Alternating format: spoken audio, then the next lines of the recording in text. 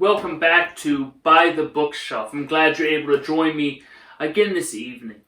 I want to read from one of my favorite books. It's called Perelandra by C.S. Lewis. It's part of his space trilogy, and there's a section I remember reading in college that always stuck out to me. One of the themes of the book is this idea that so often we humans long for the good we had in the past, so much so that we aren't able to see the good that is now coming to us, that we reject the good God wants to give in order to go back to a good God gave once before. So I'll read this short section from near the beginning of the book.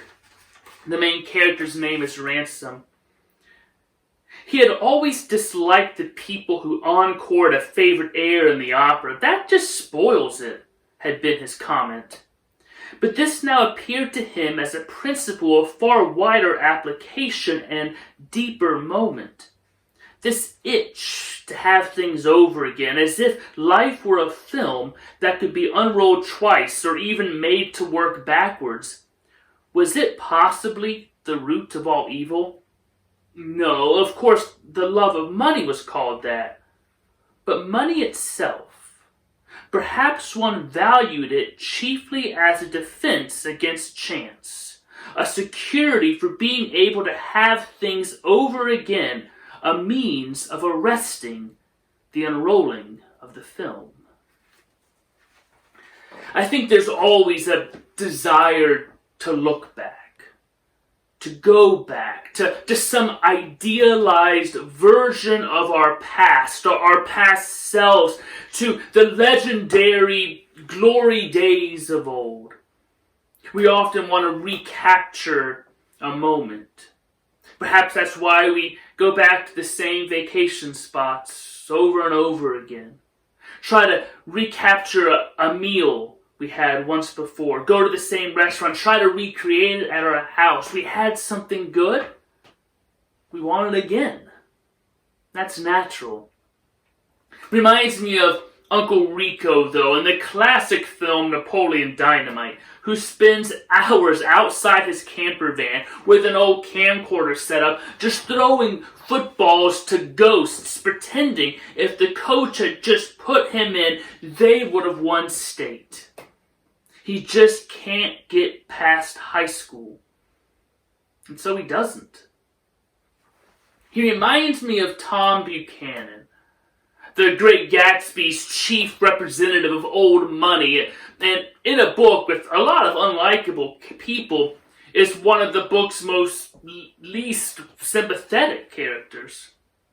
Fitzgerald introduces him in the book this way. Tom, among various physical accomplishments, had been one of the most powerful ends that ever played football in New Haven. A national figure in this way, one of those men who reached such an acute, limited excellence at 21 that everything afterwards savors of anticlimax.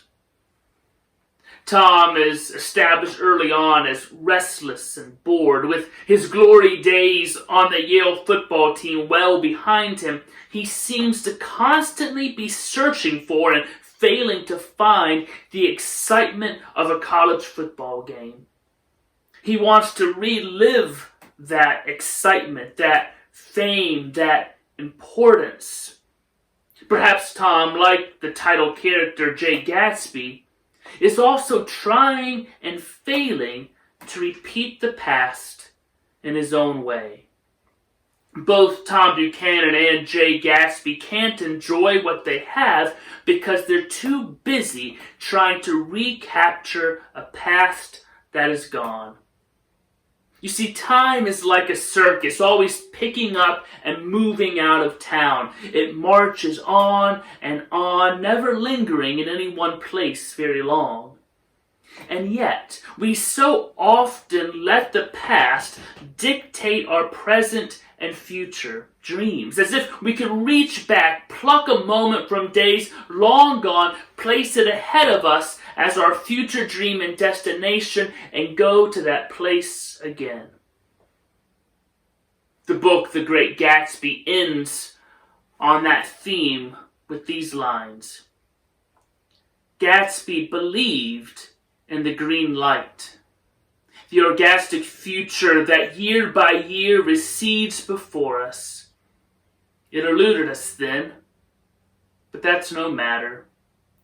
Tomorrow we will run faster, stretch out our arms farther, and then one fine morning. So he beat on, boats against the current, borne back ceaselessly into the past. One of the themes of the book is the significance of the past to dreams of the future. You didn't know you were going to be in high school English class tonight, did you? But I've always found this interesting because the green light at the end of Daisy's dock across the water kind of represents Gatsby's past love and relationship with Daisy that he spends the whole novel trying to recreate and have again in the same way he had it once long before. And it's impossible. Fitzgerald focuses on the struggle of human beings to achieve their goals both by transcending and recreating the past. Yet we so often prove ourselves unable to move beyond the past. In the metaphoric language used here, the current draws us backwards as we row forward toward the green light. That current keeps pushing us further and further away. In the book, the past functions as the source of their ideas about the future, epitomized by Gatsby's desire to recreate 1917 in his affair with Daisy. And they cannot escape it as they continue to struggle to transform their dreams into reality. And while they never lose their optimism, tomorrow we will run faster, stretch out our arms farther, they expend all of their energy in pursuit of a goal that moves ever farther away. I've been guilty of trying to relive the past. We've all done it. And church is a place where it's so easy to do. Often church liturgies haven't changed for generations. Sometimes even the space doesn't change.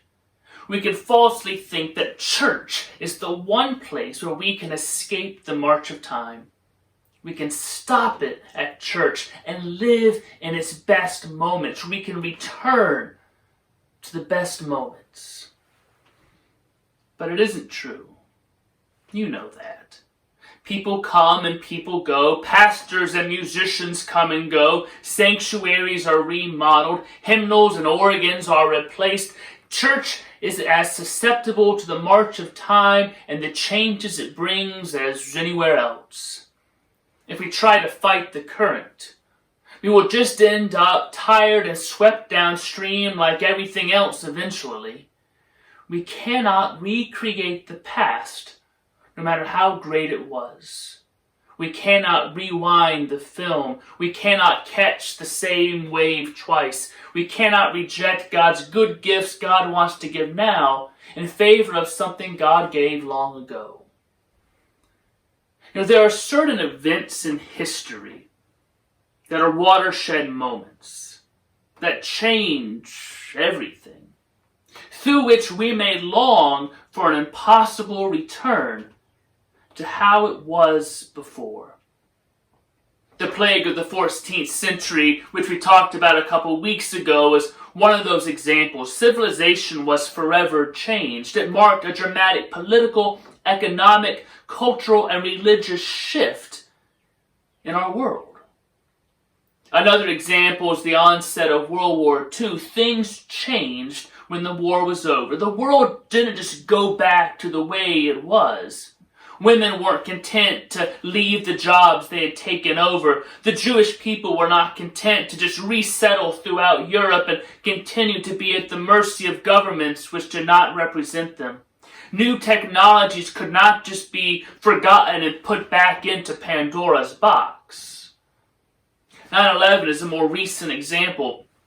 Do you remember when we could actually go to the gates with those signs and balloons and welcome people home? We don't do that anymore. Air travel is completely different. All kinds of travel is completely different. I used to go to Canada without a passport. 9/11 changed things. I believe this coronavirus that has spread around the world represents another watershed moment where we will not just go back to an old normal. That doesn't mean everything will change, but we can't just go back exactly like it was, rewind the film and start over again. It's an understandable but foolish sentiment that we cannot indulge too long. See, we've learned and experienced too much. We've learned about the cracks in the system. We've learned what breaks under just a little bit of pressure and strain, what no longer works in less than ideal situations. And we've gained new skills and tried new things that we shouldn't just junk and return to how it was. We've learned lessons at Derry too. Perhaps we've taken fellowship together for granted and the power of presence. But we may also have learned that technology does have its benefits and place within the church and congregational life. Some people may find they need church more than they knew, and others may get out of the habit of attending and may not come back. We've learned to be the church in new ways, and we shouldn't retreat from those lessons in an attempt to recapture what was normal, instead of taking hold of what is and what will be. I recently shared an article with Derry's staff and session by missional theologian Carrie Newhoff, and I'll share the link in the comments below. I hope you'll take a opportunity to read it. So Newhoff asks the challenging question: are churches behaving like malls in the age of Amazon, just hoping for people to shop again? That's a tough question. It's a challenging question. It's almost an uncomfortable question. But let's look at it. Malls and retail stores have been in a period of transition and change for many years now. A few months ago, I was walking around the mall in Harrisburg and noticing all the empty storefronts, and was thinking then, this won't be here that much longer. We've seen bookstores go out of business because Amazon is quicker and easier. I mean, you can go to Barnes & Noble and ask them to order the book. They can ship it to the store. You can go back again. Or you can just get on your phone, search it, find it, have it in 2 days.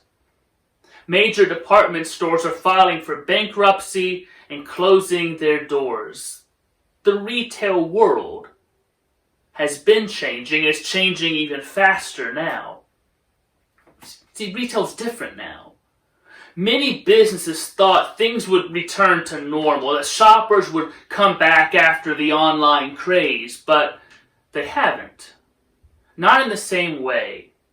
If a retail business thinks it can do business like it did in 1990 or even 2000, it won't be around much longer. I don't want the church to fall into this trap of everything and everyone will return to how it was. We always have to be thinking forward, not just getting complacent. Newhoff says crisis is an accelerator. It reveals and amplifies the weaknesses that were already there and also accelerates trends that were emerging anyway. Businesses that were going to close in 5 to 10 years may close in 1 to 2 years now.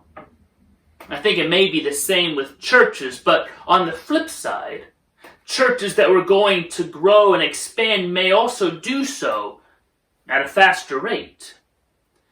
Things will be different going forward, but that doesn't have to be bad.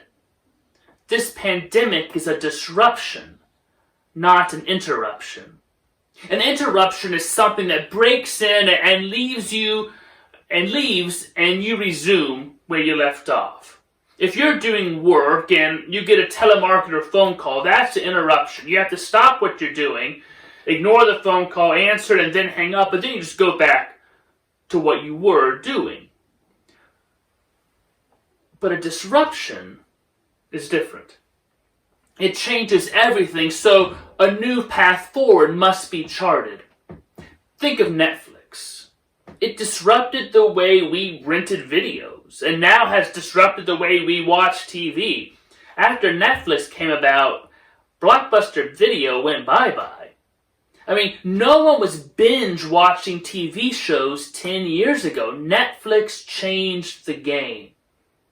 Think of the story from the book of Acts where Peter has a vision in which God tells him to go eat some bacon and crab.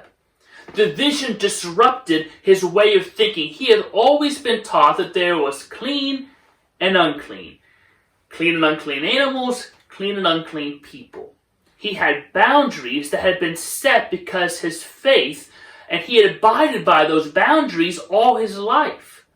When it came to rituals, people, and beliefs.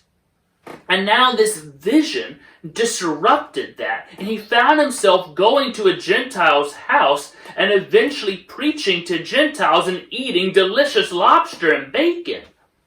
His entire faith and understanding of purity and law had to change because of a vision. It was a disruption. And it wasn't bad. It just changed things. To hear more about this, I suggest you watch last week's Digital Sunday School on this story. I think this pandemic represents a disruption and not an interruption. Not just for the church, but for society. Things have changed and will remain changed. Some things may go back to looking pretty similar to what it was before the pandemic, but on a larger scale, there will be a shift going forward in how we use technology, and how we meet, how we travel, how we educate. As a church, we don't want to get stuck wringing our hands about what we've lost or long to return to. It's okay to lament those things for a bit, but we can't get stuck pining away for them. We don't want to see the future as full of obstacles to overcome, but as opportunities to take advantage of. Neuhoff says the best question to ask in a disruption is, what does this make possible? Have you thought about that? I've been thinking about that question a lot as it relates to the church.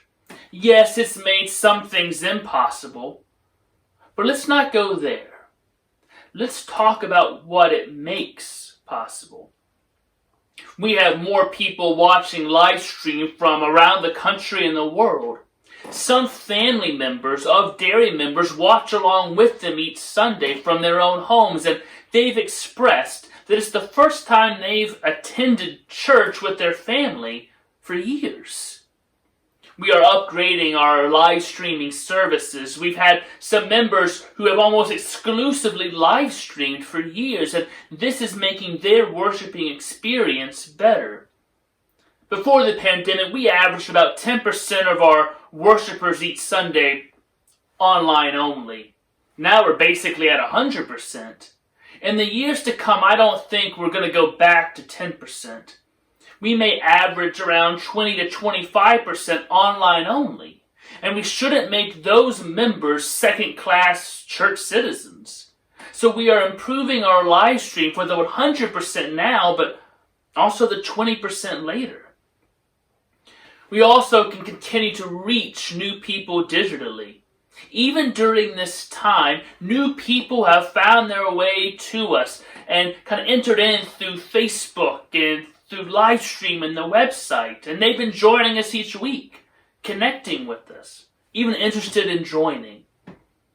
Certain styles of music don't work as well with small ensembles on live stream, but we have been able to get more youth and young adults involved in our music now. We've had diverse music each Sunday, and that's a good thing. We aren't going to suddenly never have choir anthems anymore or organ postludes. We just got a new organ after all. We can have those alongside other styles of music and expand the number and kinds of people who are active in music ministry. And that's a good thing. This time can help us move beyond either or to both and in so many different ways. Dan is going to use this summer to really work on technique and community within the choir. That's a gift because so often we're so busy trying to do new anthems and train and think about putting all these things together, we don't really get a chance just to refocus what music ministry is, to work on those technique things, and to focus on building relationships with each other, which can be done and has been done on Zoom and the phone and so many different mediums. We're also considering what meetings need to be in person and what could be done digitally in the future. If it's a short meeting, do people need to drive 30 minutes from Harrisburg and Palmyra and Annville to the church? Or could that short meeting that still needs a little bit of discussion happen on Zoom? Could more people participate if certain things are done digitally, or at least given that digital option? Like parents with younger children who have bedtimes and they can't go out and go to the church at 7 o'clock at night. Again, it's not in person or digital. It can be both and. And I do think people are anxious to gather again in person. And I believe actual in-person gatherings and human connections are extremely important and beneficial to ministry. I don't want to downplay those. I think we all miss that. They are important, but they aren't the only way to be the church.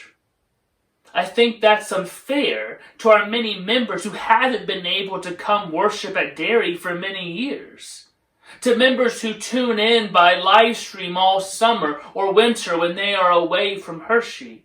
To new parents who are at home with babies but still desire to be part of the church. We've never said they aren't really able to be the church in those situations. Again, it's both and. And the good thing is Derry has been ahead of the curve in offering digital ways to connect with the church. Many churches are just now starting to see how important it is. We don't want to suddenly pull back from digital Derry when we can gather in person just because it doesn't seem as important anymore. It doesn't have to be either or. It can be both and.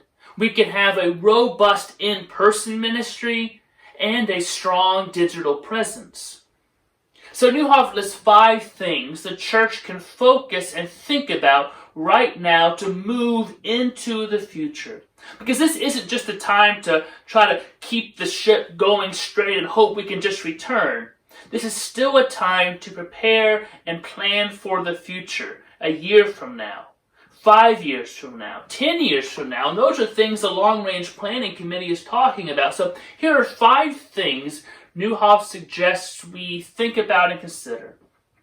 The first thing he says is, while in-person gatherings can do things that online can't, the reverse is also true.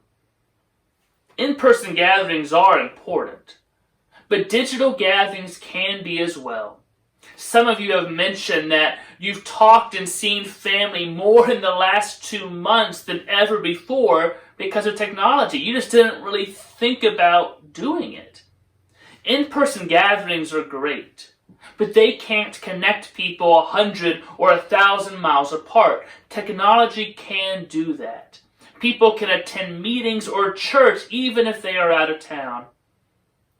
When I was living in Illinois and both my parents and Courtney's parents were in South Carolina, I was so thankful for technology because they would talk to Verity almost every day, play with her, interact, read stories, so that even though we only physically saw each other maybe twice a year, Verity had a really strong connection and relationship with her grandparents. So when we did get together, it wasn't like, let's now relearn about each other. It was just continuing the relationships that had already been formed and maintained through digital means.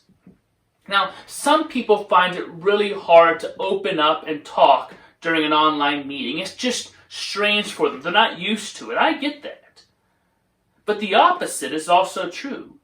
We've experienced these past 2 months people who have often been pretty quiet, who haven't said much, who haven't taken the lead, suddenly just blossom in online meetings. They've taken the lead, they've engaged people, they've come out of their shell, they've talked more, that they've found a freedom in these online meetings. And it's been a blessing to have them take that lead. This is a gift and a blessing that they found this opportunity to really be able to open up, to find that comfortableness to do that. Again, if we focus on both types of people can feel comfortable to lead and shine. If we go back to only in person, those people who are more comfortable digitally, but they recede to the background again. And if we only keep digital, those people who thrive in person, well, they recede.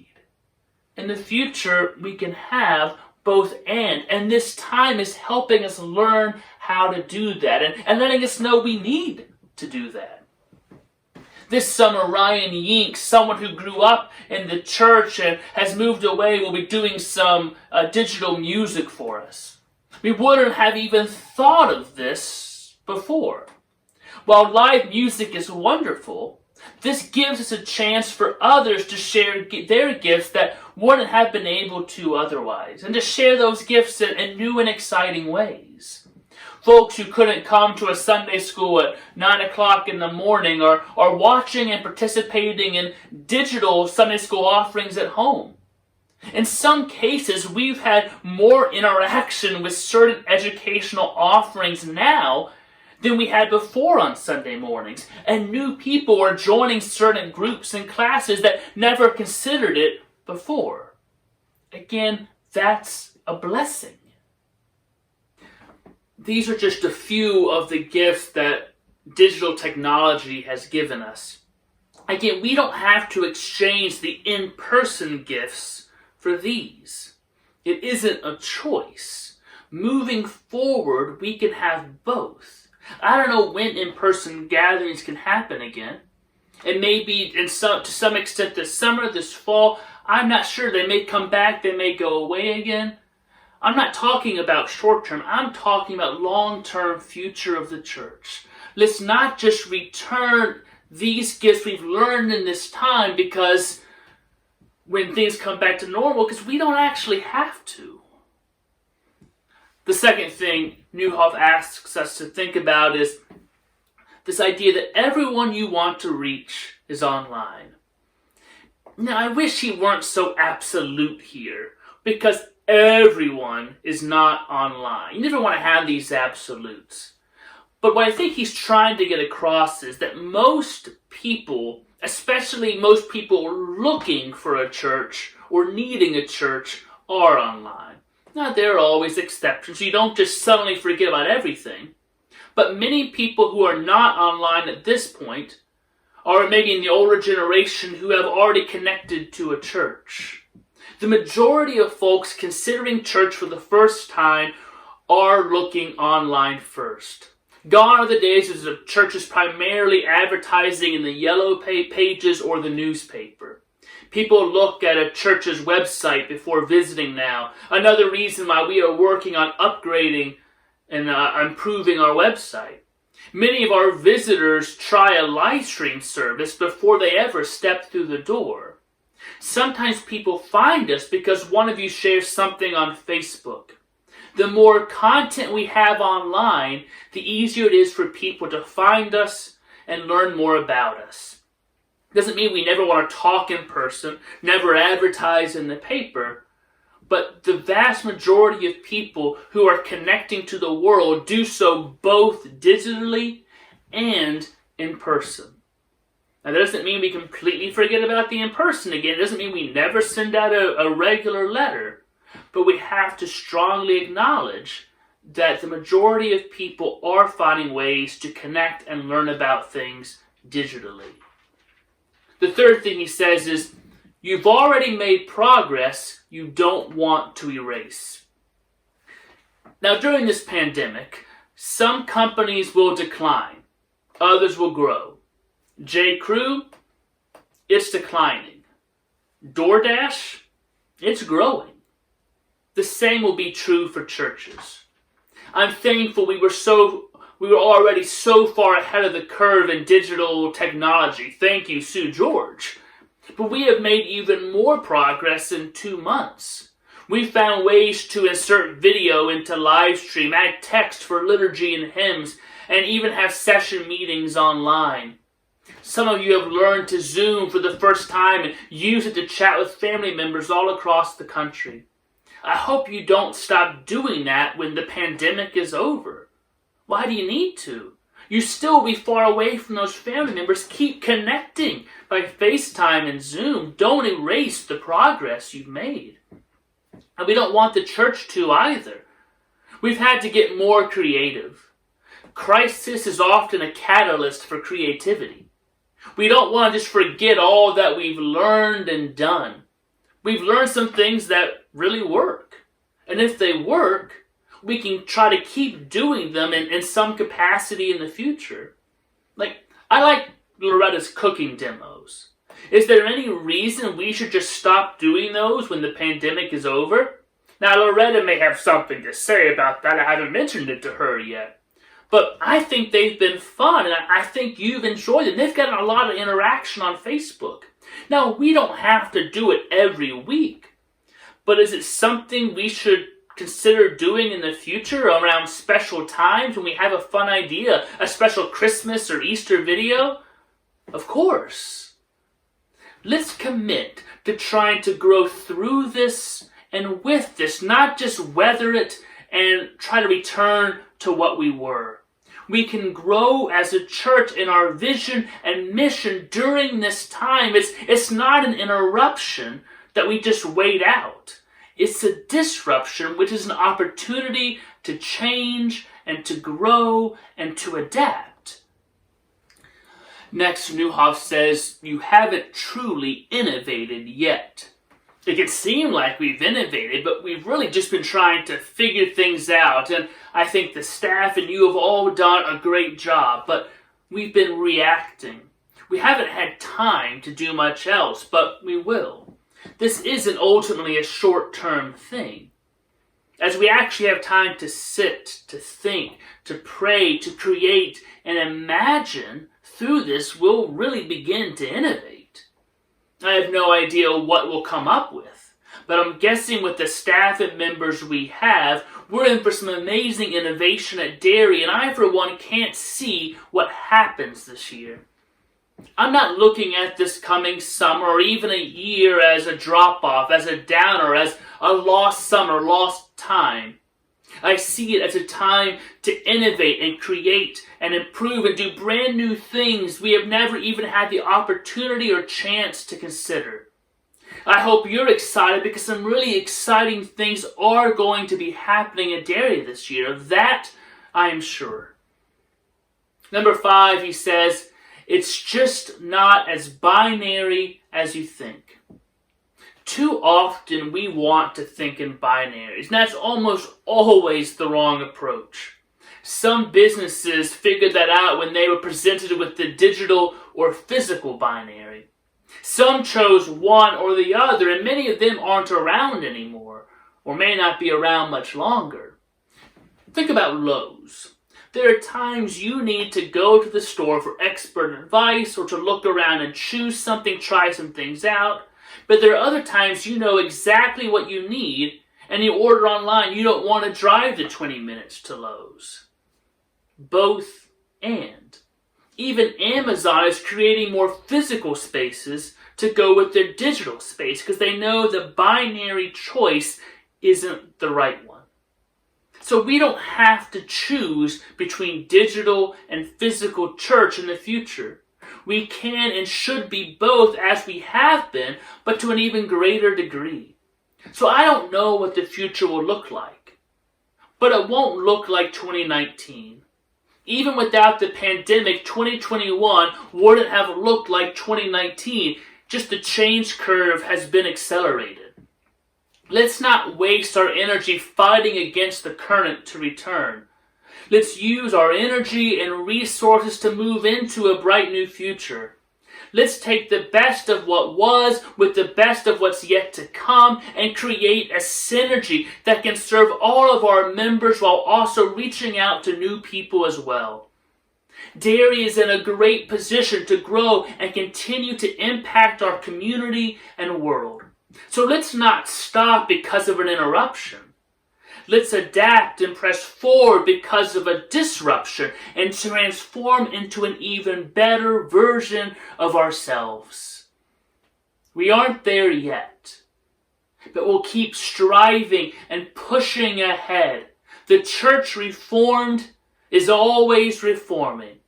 This is just another opportunity. So I'll leave you with some words of the Apostle Paul about his journey through disruption that can speak to our own from Philippians 3 verses 12 to 14. He writes, "Not that I have already obtained this or have already reached the goal, but I press on to make it my own because Christ Jesus has made me his own. Beloved, I do not consider that I have made it my own, but this one thing I do, forgetting what lies behind and straining forward to what lies ahead, I press on toward the goal for the prize of the heavenly call of God in Christ Jesus." In the coming weeks, I hope to share some specifics about maybe what these outdoor worship services will look like, how that will happen. Once we get past the yellow phase, we can have gatherings of more than 25. We want to look at what specifically outdoor worship could look like, how we might still have to limit the number of people, how it might be different from normal services as far as singing and offerings, passing of the peace, how we'd actually sit and space apart. I know you're anxious to hear some of those details, so I hope to be able to share those. That's our first step. And then we'll start looking more at what small in-person gatherings might look like in the building, in spaces that can accommodate groups that aren't too small and closed off with no windows and air circulation. We're going to move in steps, and we're not going to be rushed by any outside forces. We're going to make the choices that are right for Derry, and right for you, and right for the community. And so we need you to pray for all the church leadership as we strive to make those right and those faithful choices. So may we press on together to proclaim God's word, share God's love, and practice God's justice. However that may look like and be done now and in the future, let's press on together, boldly, faithfully, lovingly, not in either or terms, but in both and. Always together. Because the church has always been more than a building. It's about a people and a mission, a faith, a hope, and a love. And may God be with you till we meet again.